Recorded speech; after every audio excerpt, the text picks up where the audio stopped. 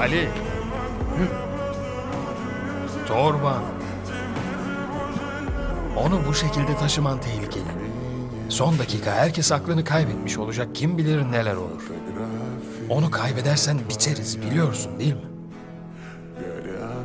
Onu senin için saklayabilirim.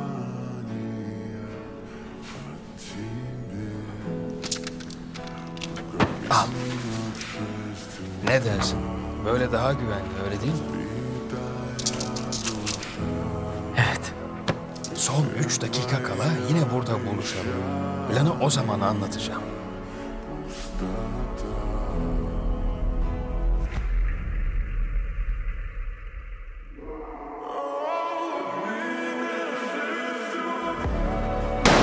Oyuncu 199 elendi.